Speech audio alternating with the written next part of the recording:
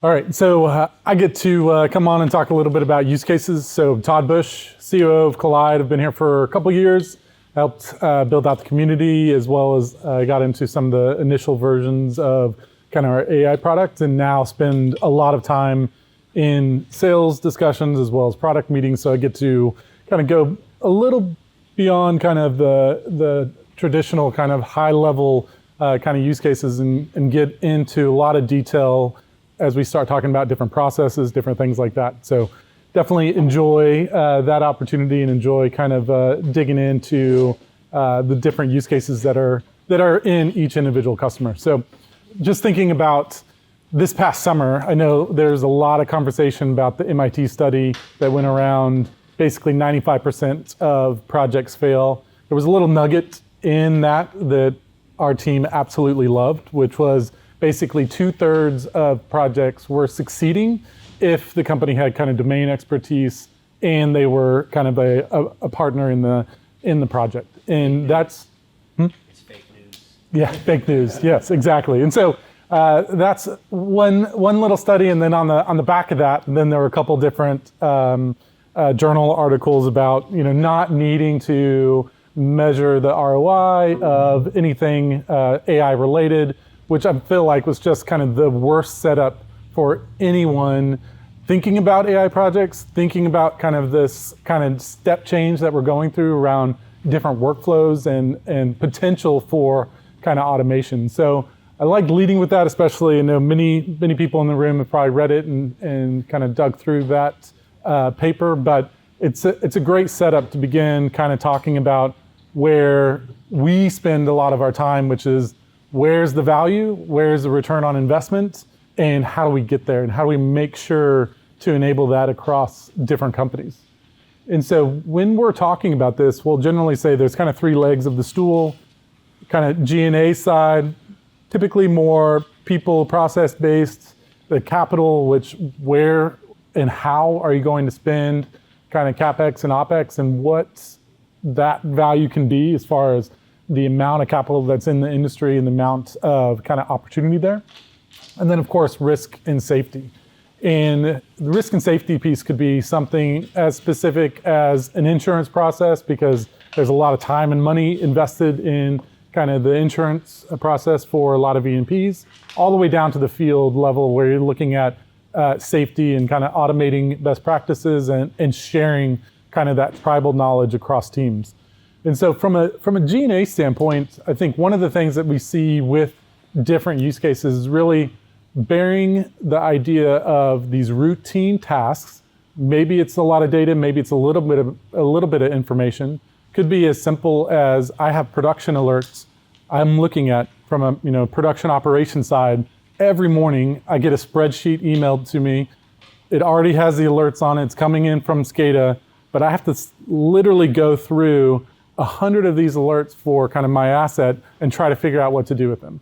And that's the perfect daily kind of task where we can apply some AI, some rules, and some internal processes around, okay, what do I need to focus on? What areas can I actually take action on? And then accelerate those decisions a little more than spending kind of the first part of your day or first half of your day kind of routinely going through that.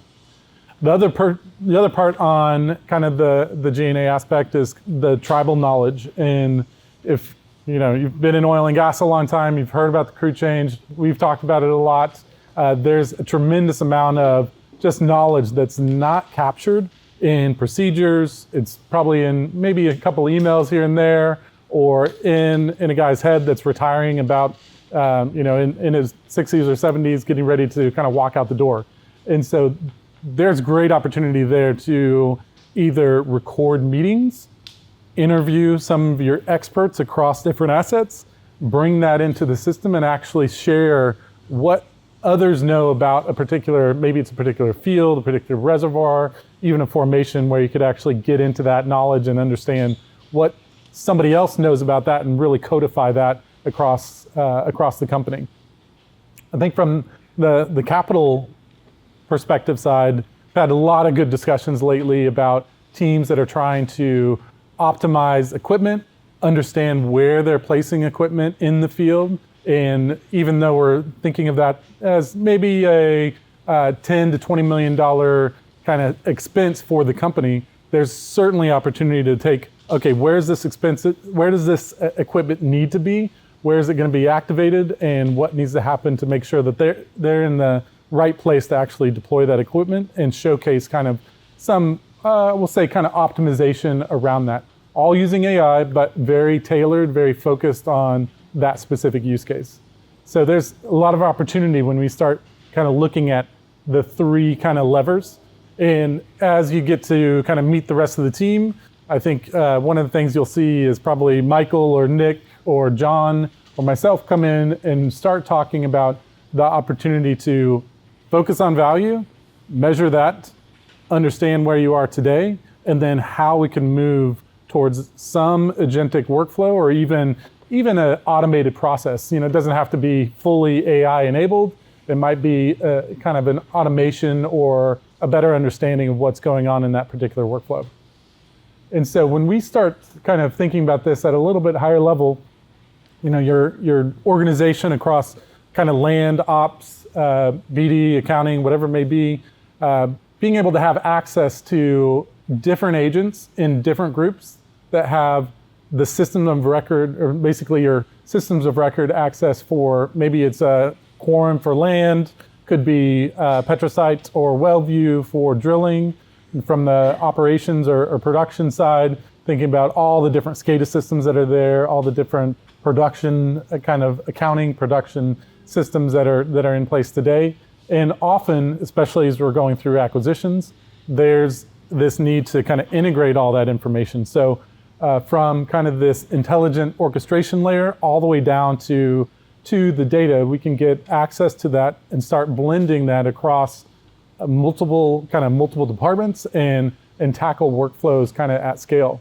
And so I love that Bill kind of set us up perfectly for kind of what's down the road, kind of 5 years from now, this idea of managing agents, like an agent that understands kind of all the tools that are available. This is exactly how kind of we see the world at Collide. And you can take kind of specific examples here, and we've touched on a couple of these already from a regulatory standpoint. Maybe the revenue statement is kind of that first piece into kind of the non-op side. But you start looking at this kind of left to right and start thinking about all the different lease agreements that are kind of in an organization. Some of those are probably in Quorum, some are in systems of record already, many are not. And what we get to do is basically take all those provisions, understand the detail for kind of those leases and how they impact maybe the drilling team, or how they impact even the accounting side, being able to understand kind of what payments are there. Bonus payments, for example, might be required for some leases where other leases might have other payment terms. So all of this is interconnected, and kind of feeling this within your organization. You're talking to different groups, talking to different departments, having to work across those groups and the data that they have access to. And that's exactly how we kind of see building out some of these agents across different functions. I think one that we're going to spend a lot of time on is regulatory. Regulatory has the kind of the nuance of each individual state, plus the differences if you're kind of operating vertical or horizontal wells, and having to understand kind of what stacked laterals look like in filing kind of W-10s. There's a lot of details, a lot of kind of, I'll say, inherent kind of knowledge in some of these teams that we have to kind of surface and bring out so that you can see kind of that value come all the way through on an individual use case. Another piece, I would say, pretty common across all oil and gas companies would be more of the commercial side and understanding kind of gas purchase agreements. So we've been able to take those gas purchase agreements. You're going to hear Ariane talk a little more about that specific workflow, but we're pretty excited about not only that starting point of being able to search across purchase agreements, but also create kind of addendums to those, be able to understand what those initial terms were, how you can negotiate kind of those terms in your favor, and then also figure out how there's overlap possibility, or even kind of a niche understanding of what dedications are there for each contract, and how does that relate back to kind of operations and where this is all located from a kind of operation standpoint. I think from our perspective, we start looking at all these individual agents, and at first glance, you could say and you could argue like we're going after a lot of ground here, and I think that's it's safe to say, yeah, we're going to be pretty aggressive about delivering individual use cases. But what we see is once you can get into one use case, and maybe you want to start with regulatory, and that requires only your well database and maybe your production accounting system or production system itself. Well, we can take that and start expanding into other use cases. Maybe after the W10, it's the G10, or after the G10, you want to get into active injectors, and there's some filings you have to do there. I know next week we get to talk about R2s and understand kind of the oil kind of hauling side, so that we can begin looking at kind of what that format looks like. I think one of the fascinating things that happens once you start getting in, using Gen AI a little bit, you start uncovering all the other kind of little workflows that you're doing on the side that may be copying and pasting. It may be downloading a spreadsheet from somebody else. Could be gathering a well list. Have an example on just a well status change. What that does to the entire organization. Goes from producer to injector, and you have to get everyone involved so that as you report that to the regulatory side, you know the impacts to the lease agreements, you understand the impacts to kind of the contracts and the midstream partners. There's so much involved in just some subtle changes that we can really begin looking at those use cases and trying to measure value across each one.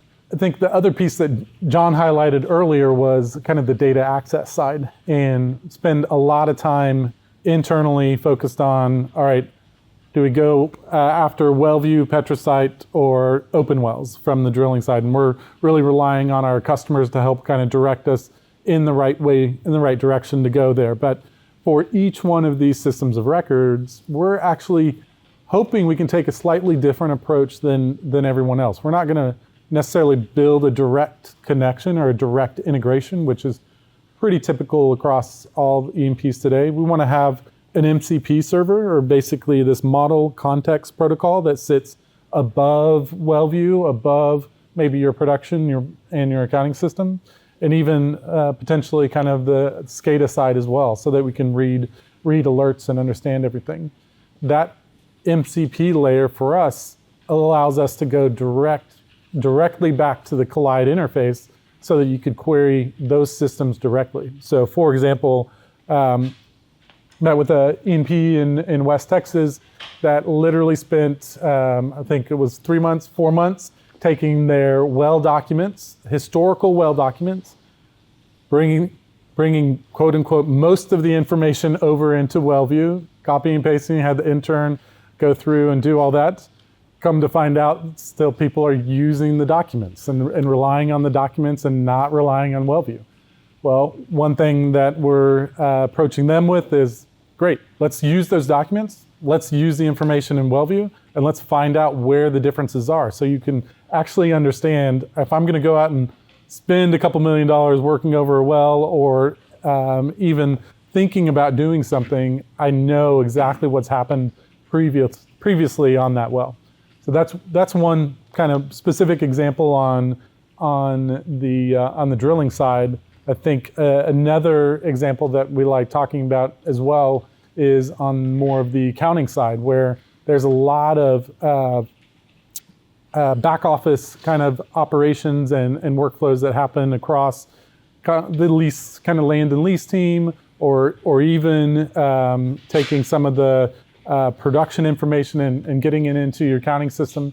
When we have that layer kind of sitting above and accessing kind of the systems through the MCP server, you can actually then query that directly. And now, as you know, maybe I'm sitting there in front of Collide and I want to query our accounting system to see how the production was allocated, and I want to get a listing of the actual from kind of SCADA, now I can start seeing both those things at the same time. And one kind of opportunity we see with getting people access to kind of a Gen AI tool is you can begin seeing some of these, I'll say, maybe correlations is a strong word, but you can start seeing things across systems, understand kind of what they're coming from, and still rely on yourself or your team as the subject matter expert that's going to decide and make a choice. But at this point now you have all that information, you have access to many different systems, and you can pull that information back and make a kind of intelligent kind of choice without having to worry about, do I have the most recent information? Do I have access to something that I am unaware of, or do I need to go talk to another group, talk to another department and figure that out? So we are excited about kind of that manager of agents model and what we can do across different groups and across different departments. I think one piece that mentioned briefly is kind of the regulatory side, and kind of two angles on regulatory that I just want to highlight. One would be kind of the filings, and obviously everything that has to happen for compliance. So that could be things like your active producers, inactive wells, active injectors, the crude transport, which I mentioned briefly, any of those status changes, flare exceptions. Those filings we're now looking at primarily in the dark yellow, Texas and North Dakota, and then have a couple requests for New Mexico. And then from kind of the data and insights perspective, you have gathering some nuanced information from maybe the state of Ohio, so we can understand what details buried in some post-job reports, or even getting into kind of the last well test that was filed because it's not recorded in the system. We actually have a pretty, we've seen a handful of examples on for gas wells. It didn't get recorded in the system, but it got filed to the state. So actually going back to the state on the regulatory side, seeing that and uncovering that.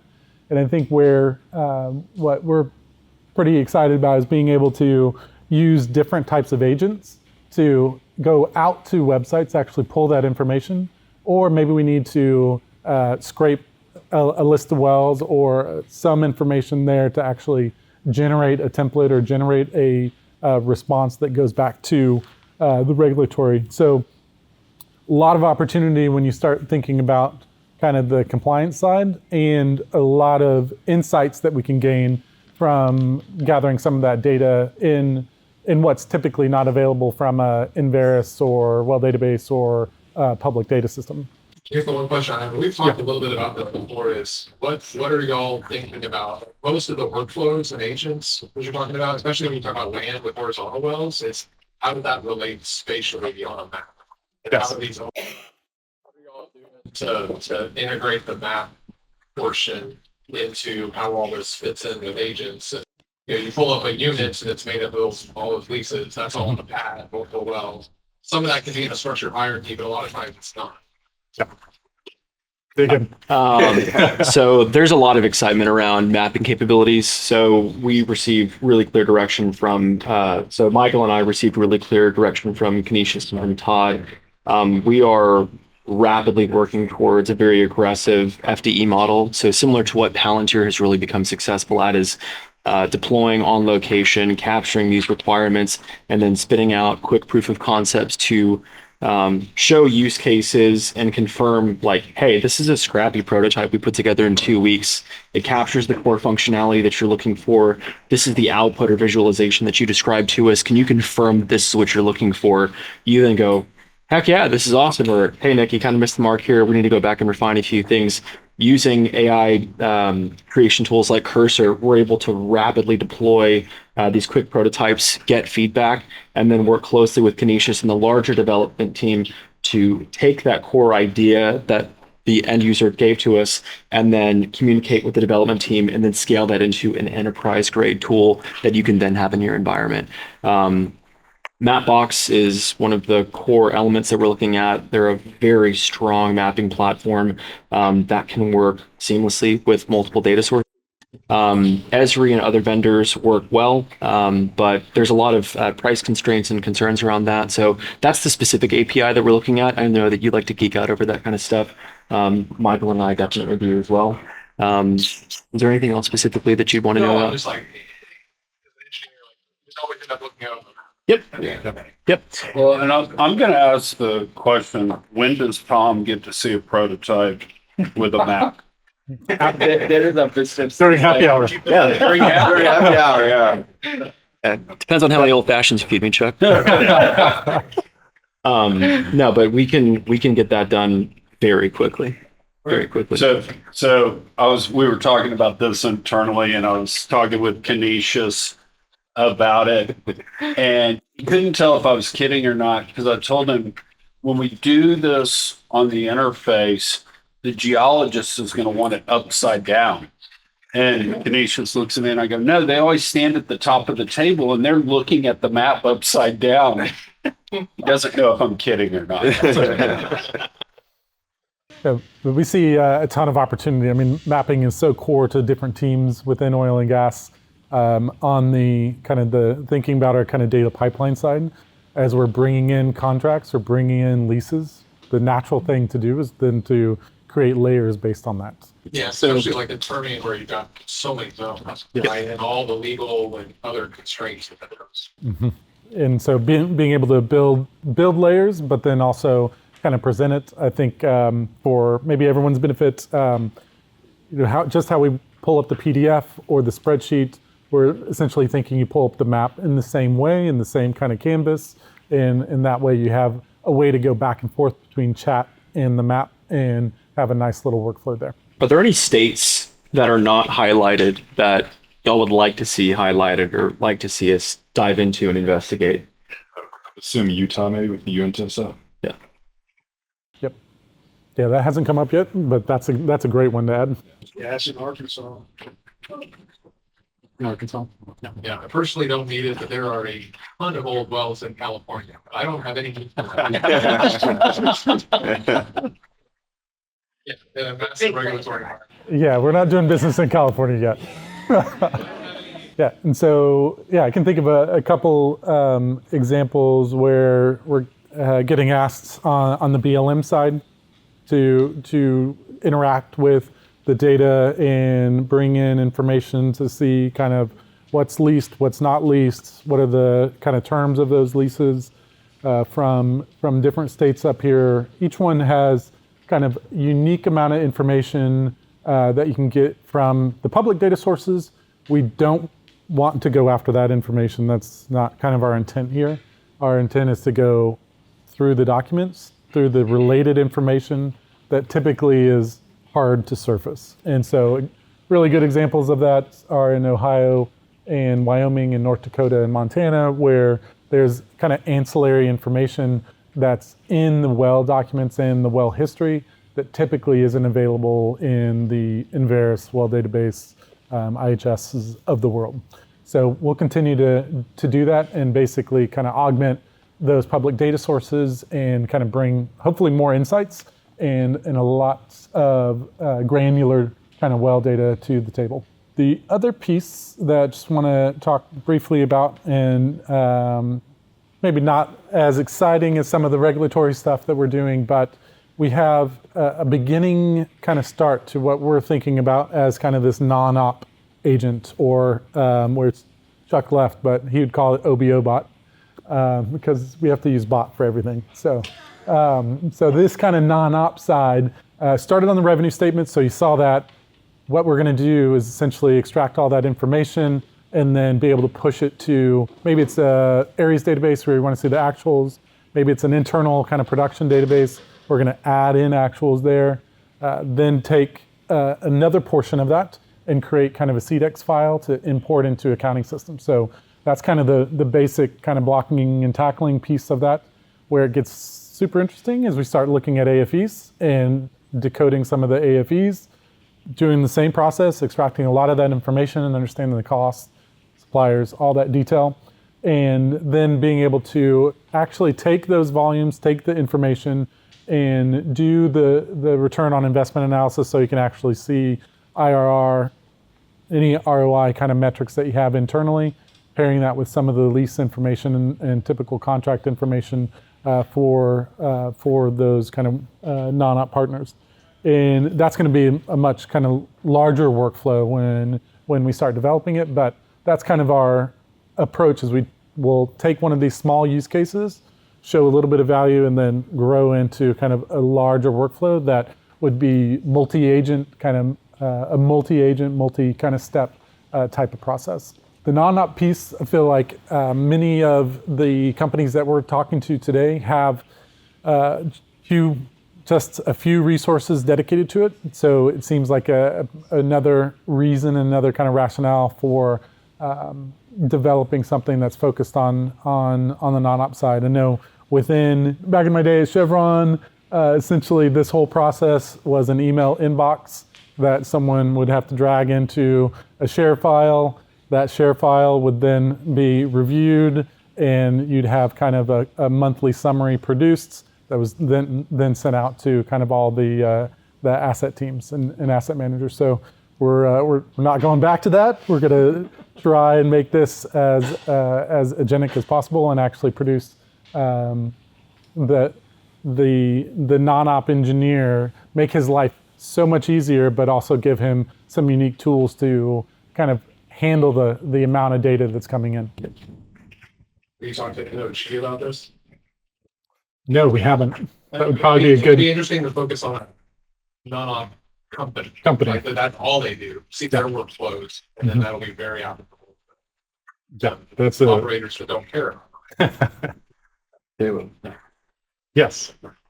Yeah, perfect. And so kind of the last kind of couple minutes that I have, spend a lot of time talking about use cases with different groups, marketing teams, commercial, BD, getting into some of the production operations and even some of the drilling teams. And I think kind of the focus of this, and you'll hear kind of Nick and Michael and John kind of repeat this as well, is start small, start on a focused assets, specific field, specific area, really think about kind of that use case and boil it down to a little area that you can expand where there's obvious places to kind of expand on it. And we tend to focus a lot on those outcomes. So we'll be asking for value statements. We'll be asking for how much time did it take? How much money does it cost? Where is there an opportunity to actually increase revenue if it's more of a production-focused workflow? And then thirdly, kind of building on the team's capability. And one thing that we're seeing where we have champions, and get to hear from two of them today, but where we have kind of internal champions that are guiding the company and helping direct kind of opportunities across the organization, we find so much value in their partnerships and being able to take on not just one use case, two use cases, but I think for some of these companies, we're going to have probably 5 to 10 use cases in Q1 of next year. So it's an exciting time to basically see the team capability grow. And when we're deploying these individual agents, we often see a lot of kind of interest in just uncovering of new workflows, new ideas that they can bring back to us. So it's a great opportunity. And then I couldn't leave kind of in front of you without the little pitch of work with us and collaborate with a partner that is going to help you go through all the new acronyms on the LLMs and MCPs and RAGs and agents and all that good stuff. We're excited to have you all here and just appreciate the opportunity to be in front of you and working with you. So with that, I'll open up any questions or any other comments. You guys gotten into emissions control, flaring? We have not done, so we've been, there are a couple of operators that have talked to us about permits for flaring, which you could see that one coming down the pipe. And then on the flip side, being able to report kind of some, based on some methane standards, and definitely see that as another important kind of regulatory workflow where you have certain requirements in Colorado versus PA versus other states. And, in Texas, one operator is asking us for the kind of the flare exception permit versus another in Colorado that we're on the other side of that kind of reporting methane. So, Yeah, I worked over in New Mexico and our flaring permits were on a rolling 365 schedule. So it's kind of difficult after workovers and everything. Once you are all our flaring numbers, and we'd be like, oh, we flared this much, but now we have tabs. So the next 6 months, we're going to have to watch our volumes. and how are y'all handling that or managing it today or back then? So I was a field engineer, so really it was us out there. What are our constraints? Our constraints are, we got to bump down production a little bit because pipeline capacity is too much.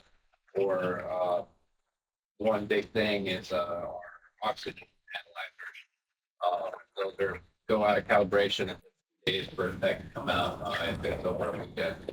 And making sure that our beer uses are properly maintained. You don't have to process that gas. Cool. Well, that sounds like a great one to kind of sit down and figure out. Okay, where can we attack that either on the permit side or the reporting side? Yeah. And our emissions, where our emissions coming from? We use several different technologies that were available out there. But our emissions coming from our tanks, our emissions coming from another facility that's adjacent to us. So. Cool. Thank you for that.